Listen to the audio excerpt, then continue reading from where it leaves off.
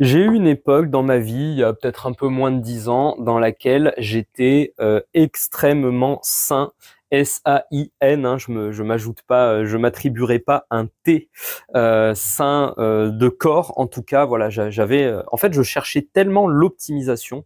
J'étais dans le biohacking, on va dire, avant que ça soit à la mode, que bah, j'avais une diète extrêmement clean, je faisais gaffe à mon sommeil, tous les soirs avant de me coucher, c'était yoga nidra pour m'endormir dans un niveau de détente, de relaxation optimale, je faisais de la cohérence cardiaque tous les jours, j'étais vraiment dans une forme de comme ça de tranquillité de corps et donc d'esprit, au point où ma vie était devenue extrêmement chiante, hein. J'avais atteint finalement une forme de stase et au bout de ça, c'était, alors oui, en termes de productivité et de nombre de visites chez le médecin, ça allait bien pour moi, mais voilà, je m'ennuyais et eh bien les nuages se sont pas écartés pour faire tomber sur moi la sainte connaissance. J'étais juste comme ça dans une forme de vie un peu chiante. J'étais même pas tenté de boire en fait, hein. Bon, je buvais quand même toujours. J'étais pas un moine non plus.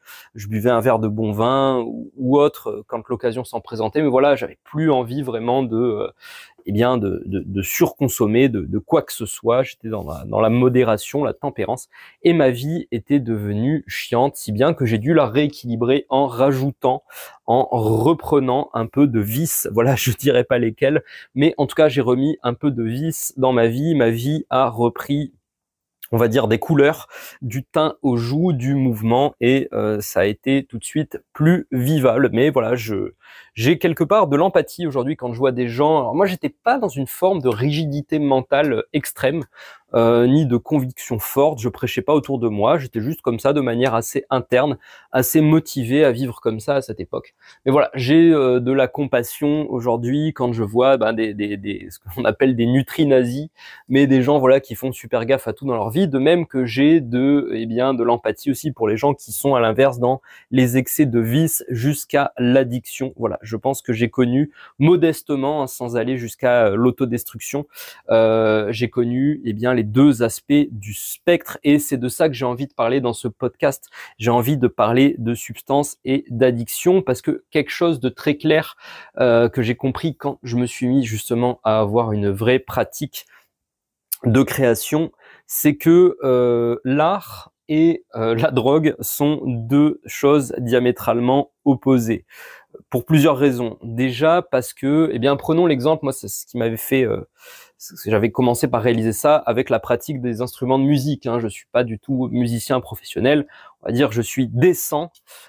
Et pour devenir décent dans un instrument, n'importe lequel, ça demande une somme de travail, de concentration, d'envie, de drive, de capacité à tolérer la douleur, l'échec et la frustration, qui est juste l'inverse en fait de la prise de drogue en mode YOLO. Bien sûr, une partie de cette énergie qui te pousse à maîtriser un média, une forme, c'est également cette espèce de pulsion vitale, cette libido, hein, comme dirait Jung, qui est à la mode en ce moment, qui est la même qui peut pousser les gens à avoir des comportements à risque. Le problème de tout ça, c'est qu'on a tendance à dire waouh, Jimi Hendrix c'était super intense parce qu'il était pété, il planait sous tout un tas de substances, il prenait du LSD et tout. Les artistes qui ont marché donnent l'impression du non-effort, du relâchement, du laisser-aller, du YOLO.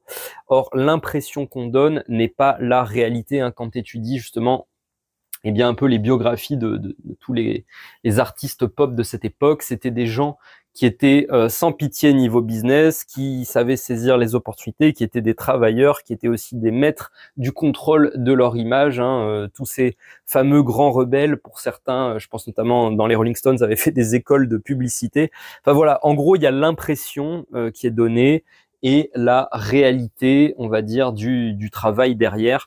Et finalement, si tu as déjà pris des notes, tu t'es déjà enregistré, ou tu t'es déjà dit waouh, cette idée est géniale quand tu étais dans un état altéré, il y a de fortes chances que quand tu l'aies relu ou réécouté le lendemain, tu l'aies trouvé absolument pourri. Et oui, parce que la création, c'est quand même, je pense, beaucoup plus proche du modèle classique, hein, du sculpteur, de Michel-Ange, de l'effort soutenu, du côté industrieux, que du côté YOLO, et ça indépendamment du talent, hein. Le talent, c'est ce qui fait que ton travail t'amènera loin. Le talent, c'est pas cette espèce de truc magique comme on présente dans les films, qui fait que voilà, t'as rien à faire et t'es juste génial. Le problème, c'est que la valeur, la notion de travail, à moins qu'on soit dans une société protestante, hein, au sens de Max Weber, l'éthique protestante et l'esprit du capitalisme, dans une société dans laquelle le côté industrieux, la rigueur et la capacité à accumuler du capital par ton travail est un signe d'élection divine. Bon, nous ne vivons pas dans une société protestante, et d'ailleurs la société du spectacle américaine, qu'on pourrait dire protestante, eh bien ne vend pas ces valeurs-là. On vend la valeur de la jeunesse, du YOLO, du let's go. Alors, pour reparler des substances, derrière justement la consommation de substances, de drogue, quels sont les besoins finalement qu'on retrouve?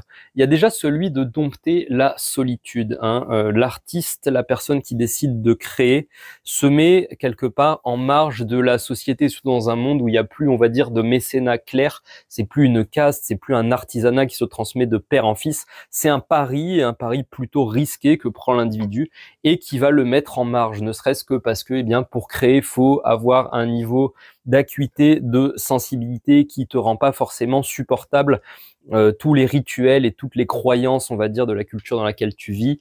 Et on a beau dire que c'est sain de maîtriser, de dompter, d'apprivoiser sa solitude, on reste des humains, on reste une espèce sociale, et même pour les derniers des antisociaux, la solitude est jamais simple, ne serait-ce que parce que il y a l'absence de l'autre comme objet de gratification, de jouissance, hein. Ça renvoie au neuroscientifique Henri Laborie. La solitude est un manque de contrôle sur l'environnement pour le mammifère, hein. Ça concerne pas que les humains. On a besoin de présence de l'autre pour, eh bien, nous renvoyer la preuve de notre existence. Donc la solitude fait mal.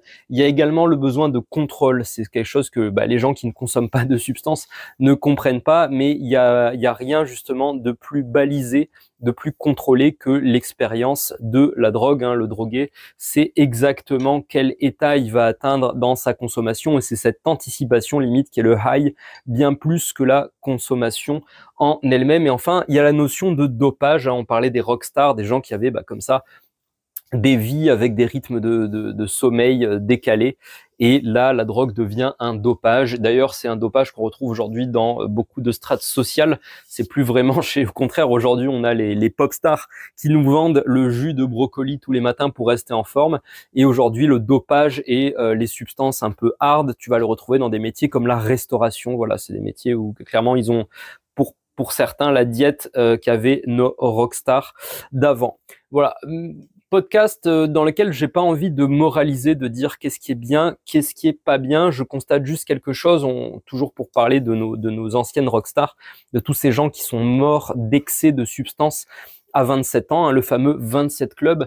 C'est triste, à 27 ans, généralement, on n'a pas le vécu et la maturité affective, émotionnelle pour comprendre tout ça et pour prendre soin de ses besoins derrière justement la consommation d'une substance. C'est tragique. On pourrait croire en m'écoutant que je passe pour un parangon de maturité, vu que je semble avoir dépassé, on va dire, ces impératifs-là, avoir compris des leçons, avoir avancé, être à l'abri de certains pièges. Peut-être, et ce sera la conclusion de ce podcast, qui est tragique avec la maturité, c'est qu'on peut être mature à certains endroits, on l'est rarement partout. Voilà. J'ai peut-être compris des choses assez matures, assez avancées sur la consommation de substances, qui fait que, en tout cas, je m'en fais pas l'avocat ou le publicitaire. Il n'empêche que je ne suis pas mature partout, et le tragique de la vie, des fois, c'est que là où tu manques de maturité, c'est certainement l'endroit où tu peux glisser et où ça va te tuer. Voilà. Et ça, c'est un vrai thème littéraire d'ailleurs à explorer. Que faire d'un personnage qui est héroïque à plein d'endroits, sauf à celui qui l'aurait sauvé? C'est le sens du tragique, hein, c'est le sens de la tragédie grecque. On en retombe finalement aux fondamentaux. Voilà, des gens qui avaient une maturité artistique perceptive élevée, mais peut-être qui en manquait sur le plan affectif, sur le plan de l'estime de soi, sur le plan de que sais-je. Encore une fois aussi, c'est facile pour moi de parler de ces sujets. J'ai pas gagné d'un coup comme ça 800 millions de followers, surtout à une époque où un follower, ça avait plus de valeur qu'aujourd'hui, où on peut en acheter dans des fermes de clics. D'ailleurs, je te remercie de continuer d'écouter, de suivre, de liker, de commenter ce podcast. Vous êtes une petite audience, mais vous êtes fidèles, ça me touche énormément et ça me pousse, ça me motive à pas lâcher. Voilà, même les jours où j'ai pas envie, je prends un moment, je me creuse la tête, je branche le micro et j'enregistre un épisode. Voilà, j'ai pas envie de laisser tomber ce podcast et il est super long et il part dans tous les sens. En même temps, le thème c'était, on va dire, l'intoxication aux substances. Donc on pardonnera qui passe dans tous les sens. Pourtant, je n'ai bu que du café. Voilà, le café, la drogue des travailleurs lambda que je consomme, ma foi, je pense que j'y suis addict. En tout cas, chaque fois que j'essaye d'arrêter, j'ai une semaine de mal à la tête et d'humeur massacrante. Donc c'est bien le signe sûrement que je suis accro à la caféine. Voilà, je n'ai consommé que de la caféine pour faire ce podcast. Merci de l'avoir écouté en entier. Je te dis à demain et prends soin de toi comme toujours.